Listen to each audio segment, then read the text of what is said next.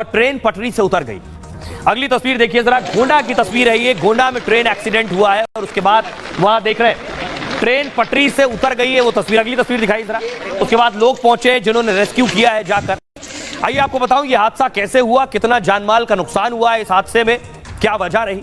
उत्तर प्रदेश के गोंडा में चंडीगढ़ डिब्रूगढ़ एक्सप्रेस पटरी से उतर गई। एक्सप्रेस की 5 एसी समेत 21 बोगियां पटरी से उतरी। इनमें 3 बोगियां पूरी तरह से पलट गईं। हादसे में 2 यात्रियों की मौत हो गई। अब तक 25 घायल की सूची है, जिनमें 2 यात्रियों के पैर कटने की खबर है। ज्यादातर घायल यात्री एसी कोच के बताए जा रहे हैं। हादसे के बाद यात्री खिड़की के कांच तोड़कर बाहर कूदे। चंडीगढ़ डिब्रूगढ़ एक्सप्रेस चंडीगढ़ से डिब्रूगढ़ जा रही थी। दोपहर 2:37 का वक्त था। गोंडा के झिलाही रेलवे स्टेशन पहुंची, तभी लोको पायलट को एक तेज धमाके की आवाज सुनाई दी। ड्राइवर जब तक कुछ समझ पाता तब तक हादसा हो चुका था। रेल प्रशासन ने घटना की हाई लेवल जांच के आदेश दे दिए हैं और घटना के बाद से रेलवे अफसर मौके पर हैं। बचाव का काम तेजी से चल रहा है। एसडीआरएफ टीम भी मौके पर है और ट्रेन में फंसे लोगों को बोगियां काट कर निकाला जा रहा है। रेल मंत्रालय ने मृतकों के परिवार को 10 लाख के मुआवजे का ऐलान किया है।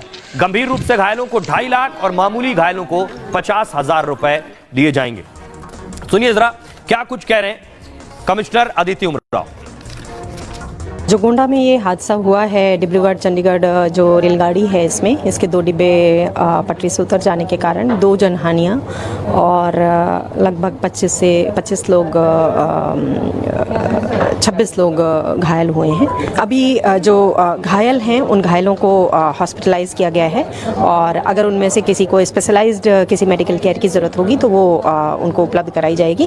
अब स्थिति मतलब रेस्क्यू कार्य लगभग ये हो गया है समाप्ति की ओर, क्योंकि अभी सारे जो डिब्बे हैं उनको एक्सप्लोर कर लिया है एसडीआरएफ की टीम्स ने। आइए खबरों में आगे बढ़ते हैं। आज की एक और खबर है, जगन्नाथ के भंडार में सोने के 12 बक्से मिले हैं बताया जा रहा है। अगली तस्वीर देखिए जरा। जगन्नाथ के दरबार में गिनती शुरू हो गई। एक और तस्वीर मैं आपको दिखाऊंगा। लोग पूजा करने पहुंचे।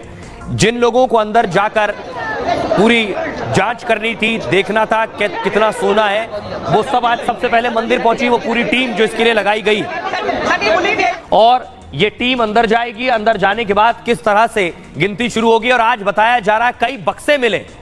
भगवान जगन्नाथ के रत्न भंडार को आज फिर खोला गया है।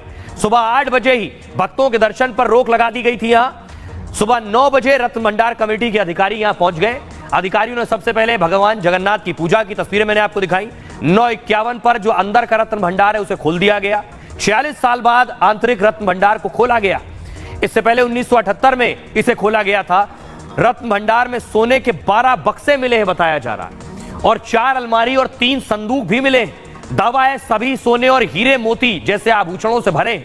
कमेटी के सदस्यों ने आज किसी सामान की गिनती नहीं की है। सभी बक्से और अलमारी को अस्थायी भंडार में शिफ्ट किया है। पूरे सामान को सील कर दिया गया है।